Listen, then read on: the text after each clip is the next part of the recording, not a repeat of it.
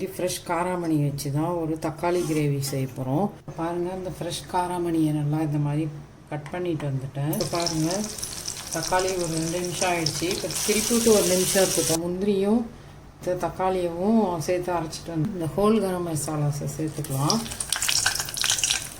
Cut பண்ணி வச்சுருக்க 2 பெரிய வெங்காயத்தையும் சேர்த்துக்கலாம்.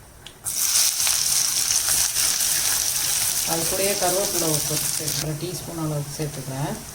சேர்த்து வதக்கி கட் பண்ணி வச்சுருக்கேன் இந்த ஃப்ரெஷ் காராமணியை சேர்த்துக்கலாம். பச்சை காரம் இப்போ அதுக்கு எடுத்து வச்சுருக்கிற மசாலா சேர்த்துக்கலாம். தக்காளி முந்திரி அரைச்ச பேஸ்ட்டு உப்பு சேர்க்குறேன். ஓப்பன் பண்ணிடலாம். இப்போ நல்லா எண்ணெய் பிரிஞ்சு வர ஆரம்பிச்சிருச்சு. வச்சுருக்க கசூரி மேத்தியை சேர்த்துக்கிறேன்.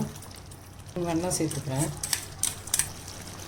காராமணி தக்காளி கிரேவி ரெடி ஆகிடுச்சு. கொத்தமல்லி இலை தூவி ஸ்டவ் ஆஃப் பண்ணிடுறேன். ஃப்ரெஷ் க்ரீம் சேர்த்துக்கிறேன். ஏன்னா சப்பாத்திக்கு இந்த கிரேவி செஞ்சுருக்கிறதுனால ஃப்ரெஷ் க்ரீம் சேர்த்துக்கிறேன். காராமணி தக்காளி கிரேவி ரெடி ஆகிடுச்சு.